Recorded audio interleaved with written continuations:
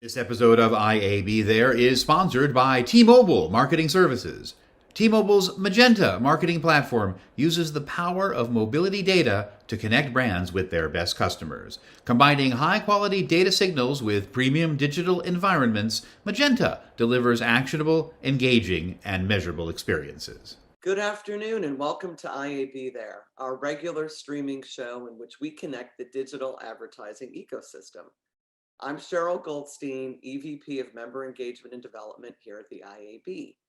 Today's show, we're very excited to have two special guests, Lynn Brown and Molly Kehoe, who are the co-founders of BrandVerge, which is a marketplace and workflow platform. And today we're going to learn how BrandVerge is helping to fill a hole in the advertising, buying, selling ecosystem, and how their platform is enabling brands to go from discovery to recommendation in just a few clicks. So let's bring Lynn and Molly onto the screen. Hello, ladies. Hi, Lynn. Hi, Molly. How are you both doing today? Hi, good. Thanks for having us.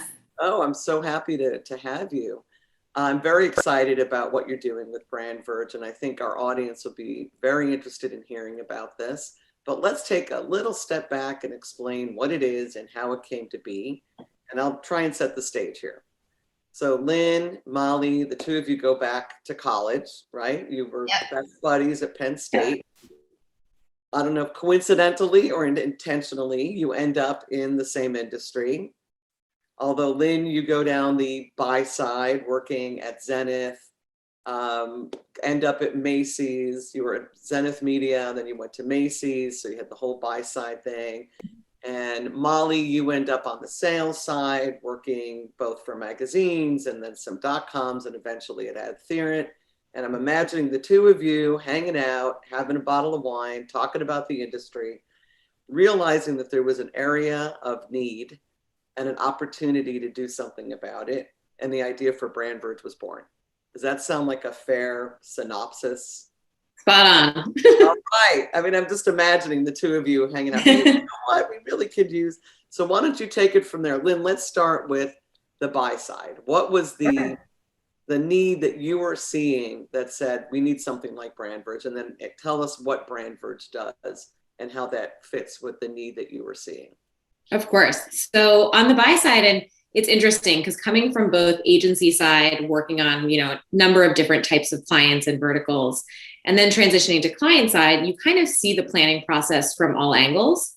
And what had really become apparent to me was that while programmatic became pretty turnkey to activate lower funnel tactics through all of the great, technology and platforms that were emerging at the time, what was still really manual and difficult was planning premium partnerships and integrations. So working as a media company, either at the agency on behalf of your client or as the brand, working with great media companies to build something really special together, right? That process is the traditional RFP process that happens offline. So as a buyer, you're kind of writing out what you're looking for, sending it to sales teams, waiting for responses, and then the back and forth starts, right? What I had said, again, over this glass of wine with Molly, and by glass, we probably mean more like a bottle or two, is that it would be amazing as a buyer to have a directory or have a resource where you can actually see information on demand about different publishers and what they have for purchase, right? Thought starters of products that they're selling or tentpole sponsorships that are available throughout the year. So that as a planner or a buyer, you have a great starting point from which you can start to ask questions and all of that good stuff that goes into proper negotiation and customization. So that was kind of the need and the friction on the buy side. And what we turn that into from a solution standpoint is an aggregation tool and a marketplace for buyers where you can literally log into BrandVerge, type in a keyword if you're looking for something related to back to school, Or you can filter if you know that you're looking for podcast advertising or, affiliate marketing, whatever the case may be. And those filters will drive you right to very relevant publishers and very relevant programs that those publishers are selling. So just connecting the dots in a couple of clicks versus tens of emails and back and forth with, any number of partners. And Molly, coming from the sales side, did you say, that replaces my job? Or did you look at it and say that actually is a great addition to what I would be doing as a sales rep or a sales leader? How did the sales side fit in from your perspective? Definitely the latter. So at the time I was running an East Coast sales team over at AdTheorent, and I had, 5, 6 sellers working from me. And oftentimes I would get frustrated because you can only be in so many places at once, right? And a lot of the direct sales process is, obviously good sellers who can sell your product, but a lot also getting the right meeting at the right time, being in front of the RFP process, making sure you're explaining everything that you can do because you're not ever really sure what a brand's going to want next. So when we would lose business, it was frustrating because it would be a loss of things that it's like, oh, we can do that. Did so-and-so just not pitch that in the meeting, or did they just forget about that? So when Lynn brought this to me, I said, I would love a space where I could promote my company, showcase everything that we can do. And then brands are super informed when they come to us. But on top of that, our sellers really had to focus their time and energy on the accounts that they knew that they were very confident they could get budget from. But there's this massive ecosystem of other brands and agencies that they just didn't have time to go after. So I thought this is a tool that doesn't replace my sales team, but almost extends it, right? Without me having to hire 3 more people to go out and sell for me, I have this tool now that is working for me alongside my sales team. So when we were building out the publisher suite, we really thought about, okay, not only is this a good place to showcase your offerings, but this can also inform my sales team, what's hot right now? What are brands looking for? What are they interested in that we're selling? So that's really when it came together that it could work for both sides of, the media buying ecosystem, and it just streamlines the entire process. So you have not only an opportunity to bring buy and sell side together efficiently, but the insights that you can garner from it, what kind of content are they looking for? What are they willing to pay for a custom solution? What brands are really active in the marketplace? I think that's really interesting. And someone who's run sales teams, what I see right off the bat is, as a sales leader, you can only hire so many people. And what you end up with is a bifurcated selling effort. So you have the programmatic. So that's just the automatic, remnant or whatever goes in that pipeline. Then you have your direct team. You can only afford to have so many people. And you focus on, to your point, the top accounts that most likely will spend with your property. Then there's a whole slew of brands and agencies that sit in that middle that are untapped. I see a lot of the smaller brands who can't afford a big agency, and a lot of mid-size agencies that don't get the sales reps knocking on their door. And the other thing that I think is interesting about this is that it's a real-time initiative. So often I remember from my sales days going and having a meeting today, and then I might not get back to that same buyer for, several months. But between the meeting I had today and 3 months from now, all of a sudden they've got money, they're ready to buy. Do they even remember the conversation they had with my company 3 months ago? So if you're not right there at the time when they're really thinking about it and ready to buy, it's also a timing thing. Exactly. Totally. That's why I say a lot of it isn't luck or guesswork, but it is timing. It's you want to, without a tool like this, you need to be everywhere at once. And as an effective salesperson, you just can't be. And to your point, there are these sort of untapped brands and agencies who actually have a ton of budget. They want to be doing creative stuff. They just have no idea where to go because sales reps don't have time to knock on their door to see. So this tool allows brands and agencies to discover the people they want to work with, but publishers to also understand like, oh, wow, these guys do have budget. They are interested. Like, I know it's worth my time to lean in here. So how did it go from this conversation over bottles of wine to actually being in existence? Like, it takes a lot of chutzpah, to like decide we're going to do this. And it's risky and it's scary. And then also doing it with like your best friend, that can be a little nerve-wracking too. So how did it go from that conversation to we're in business? It's a great question. Essentially a little bit of inertia. So I think for us, we kind of had this aha moment where we envisioned a solution that could work for both sides and bring people together. And then from there, we just started continuing that conversation, just kind of like, texting each other thoughts on, oh, if we did it, we could also add this in, or we could, this would be really great. Analytics would be really great for sellers so that they know, in addition to emails that are being opened, what are people looking at? What are, to Molly's point, what are buyers most interested in today? And things like that. And then from those conversations snowballing, we started to sit down seriously after work and start to map things out. So we said, gave ourselves a bit of homework and said, let's write out a business plan so that we can think through all the elements of how this would work. Instead of just saying, let's go for it. Let's have, some structure around it, make sure that it makes sense. And then let's go talk to people in the industry, which we did. We talked to tons of sellers. We talked to tons of buyers.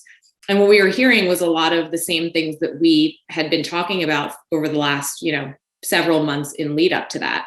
And a lot of those conversations too, we made great business connections in terms of whether they were our first clients, initial investors, key introductions to folks that helped us really get things off the ground. So it's a lot of planning and a lot of conversation. And then the inertia that we just knew that this needed to be something that existed for the industry. That's awesome. And no concern about the friendship piece getting in the way? Apparently not. No, I think early on, and I'll let Molly chime in, we're pretty clear in terms of, we're friends first. And I think it also helps because having a co-founder who you can really lean on and trust, and also you have that dynamic already where you can be honest with one another around opinions and how things should work or how you think things should work. And when you have discussions like that, or conversations with a capital C, as I like to call them, you can kind of bring to it the fact that at the end of the day, you're going to be friends no matter what. So if there's, friction, you got to get through it and just figure out what that answer is together and what the best thing for the business is. I think that's awesome. I really do. I give you a lot of credit. It takes a lot of guts to start a business. And then, okay, now let's talk about the impact of COVID. Helped or hurt your business? Okay, so you start this business, it's up and running, you got some traction, boom, all of a sudden the whole world changes. In some ways, I can see how this being locked at home kind of situation could really have helped your platform, and how your platform could really help the buy-sell process if no one's doing in-person meetings anyway.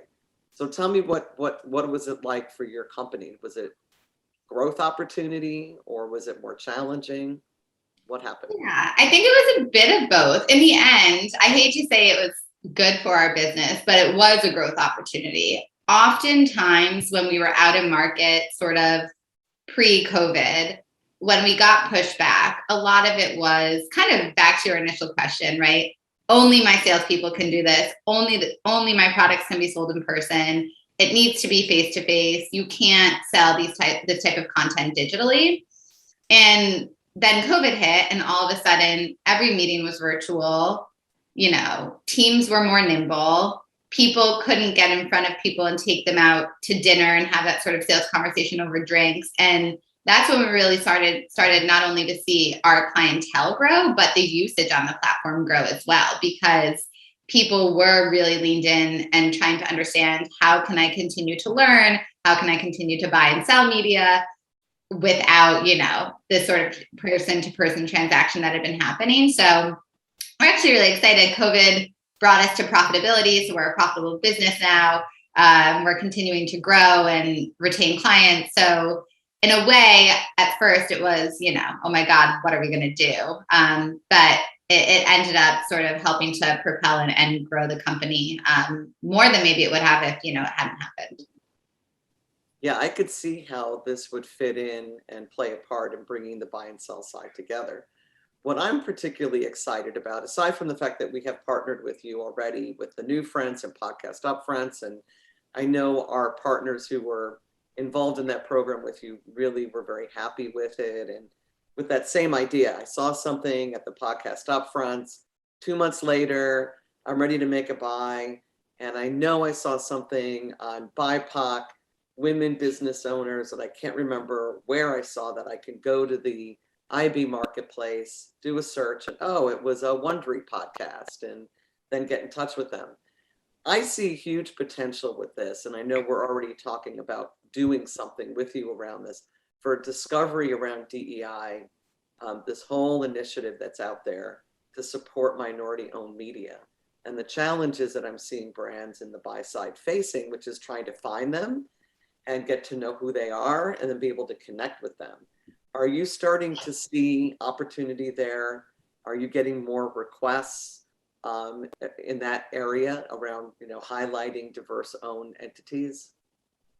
Yeah, absolutely. I think one thing Brandbridge has always been great for, just the having a marketplace technology to help buyers find what they're looking for quickly, is that when there are more niche partners, or if you're looking for someone brand new to work with, we can really help to provide that transparency and connect buyers and brands with companies they've never worked with before. And what's very true about the marketplace for DEI is there's a ton of different sites that should be included in that area. And brands want to be spending. They want to be allocating budget to websites that are owned by minorities or have a good share of content from minority, talent and all that good stuff.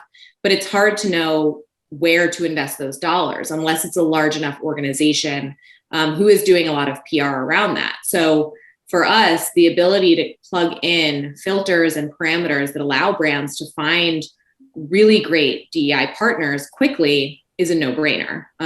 Providing them with those tools not only helps the media companies because they now are getting seen and getting exposure from top tier brands who have these very important corporate initiatives, but it's also helping those brands because they can actually deliver on those goals rather than going out, saying that this is something that's important to them and then discovering that there's no tools available to do it in a turnkey way and that it requires so many resources. So for us, we definitely have gotten requests along those lines up to date. And that's why we're so glad to be speaking with you guys about bringing a solution to market together where we can really make this happen in a way that's very meaningful for the industry.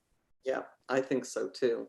And who currently would you say is your primary customer, on the buy side and the sell side? Is it more mid-size? Do you have a lot of the large agencies and brands taking advantage, or do you really find the sweet spot or the smaller, hard to find type of brands, companies? What would you Yeah, our sweet spot from a buy side perspective tends to be like the tier below the, large holding companies. While we do have teams and departments from the large holdcos, it really is sort of that next level, which is why I am such a firm believer that it's so good for media organizations, because it allows you to tap into this audience that you may not have the resources to do otherwise. And from a publisher perspective, it's actually big and small. So large organizations who have, tens of sellers down to smaller organizations who have just a few.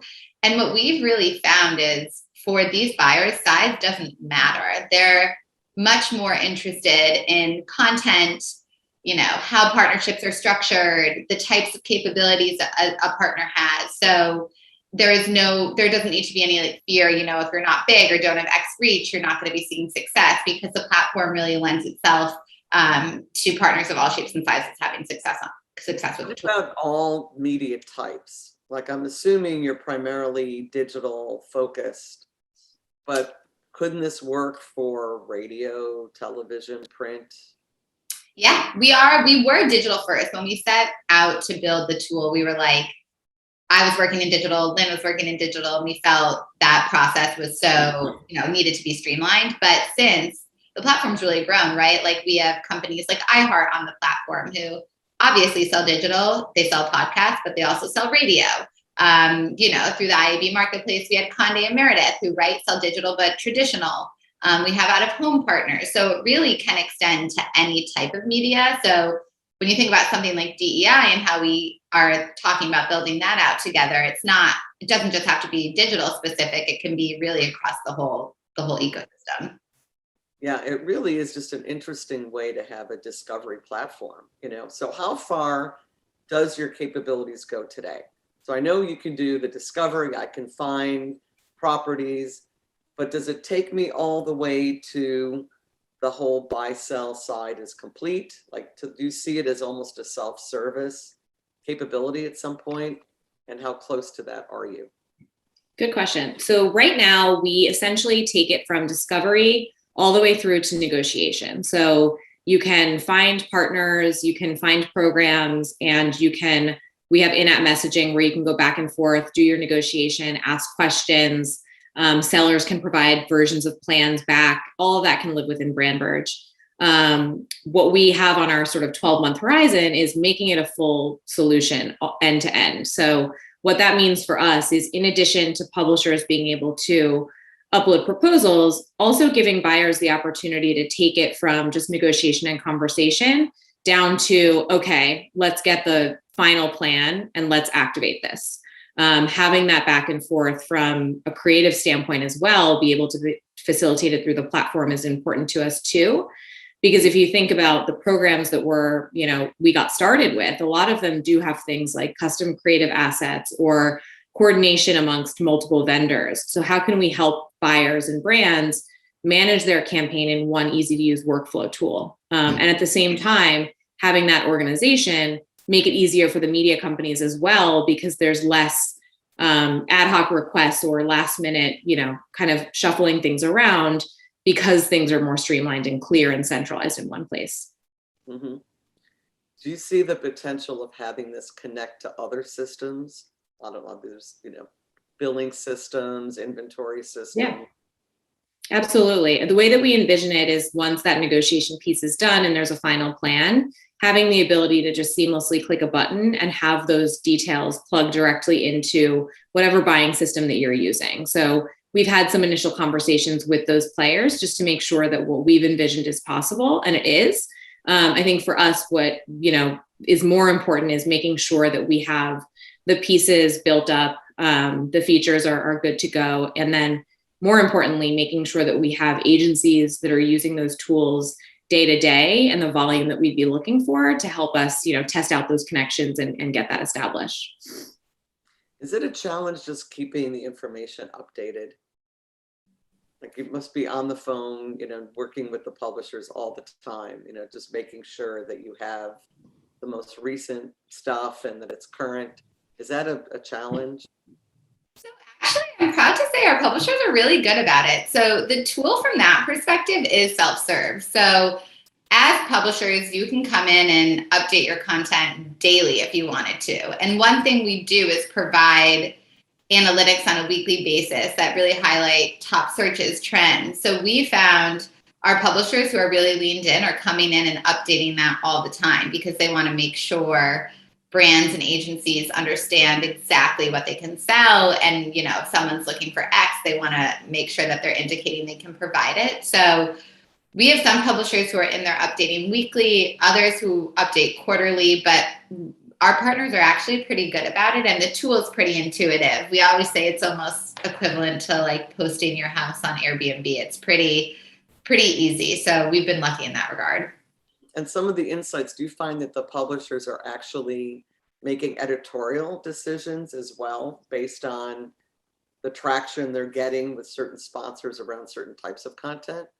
We do. And we have some pretty cool case studies around that. I remember when I was selling, you would roll out Super Bowl, for example. And it's you always wonder, did we roll it out too late? Did we roll it out too early? And the tool allows you to see, it's July and people are already looking for that. Or we didn't even think about building out content around Earth Day, but that's the top search trend here. And then we're finding partners are going in and creating programs and packages that relate to those and then are selling them through. So that's been really interesting and cool to see. Oh, that is so, it's almost like you can have like a whole consulting arm of what you do too. It's like we see trends, the buying cycle for this type of thing usually kicks in around here. This is the kind of stuff people are looking for. That's Yeah. really interesting. Well, I'm very excited about the potential partnership around, creating a space for BIPOC, Latinx, LGBTQ, et cetera. There's been a lot of interest from the buy side and our members to get something like that going. So I'm going to encourage anyone listening, if you want to help make that happen, just reach out to me, Cheryl at iab.com. But before we part, I'm so like in awe of the two of you and the entrepreneurial spirit and what you've built here. And it's been fun for me to kind of watch you from afar build this business. What words of wisdom, little, I call them wows, do you have for other young, especially women, who find themselves having a glass of wine, dreaming about owning their own thing one day, talking to their friends or their husband about it, or thinking like what you two did? What advice would you give them? Don't do it, do it. And what would you say? I would say do your homework, make sure that it's, the there is there first and foremost. But once it is, go for it. I mean, it's an amazing experience. You learn so much. I used to say before founding BrandVerge, there's no better training for the working world than starting your career at an advertising agency, just because the speed and the skills you need to pick up so incredibly fast. Founding a business trumps that for sure. You do everything and you are figuring it out as you go, which is just incredible. The one piece of advice that I would say is understand that you don't know everything and that you need to tap into experts. Don't be shy to ask a question. If you don't ask, you're not going to figure it out, or you might, make a mistake that you could otherwise avoid. So always tap into your network, bring in experts. People want to be helpful, especially when you're going out on your own. And it's one of the biggest assets and helpful things that you'll have with you throughout the journey, whether it's day one or day, 5 years down the road, you're still going to use that network to tap into and just help you out throughout the way. Love it. Molly, words of wisdom, little wows from you. Yeah, yes. I would also say definitely do it.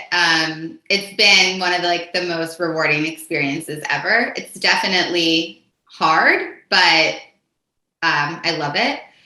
Words of wisdom, I would say Lynn and I are big believers in this thing that one of our investors calls the kindness currency, which we do too, which is always pay it forward. We've met some of the best people, clients, partners, investors through strangers, right? People just doing us a favor, and they didn't know us from, anyone else. And that has helped propel our business. It has given us some of the best ideas and the best products. So Lynn and I always try to do the same thing. If anyone comes with a question or needs help or wants to know how to start a business, always pay it forward, because honestly, the people that we chatted with that we thought it would amount to nothing were some of the kindest people, and they have really helped us grow and be successful. So that's always my piece of advice for anyone looking to go out on their own. Well, I think that's a great way for us to end. I'm so excited for the two of you and what you've created, excited to see you be successful and excited to partner with you. So thank you for joining us. I want to thank Lynn and Molly for spending time. Check out BrandVerge, very cool company. I'm Cheryl Goldstein. This is IAB There. Thanks for joining us.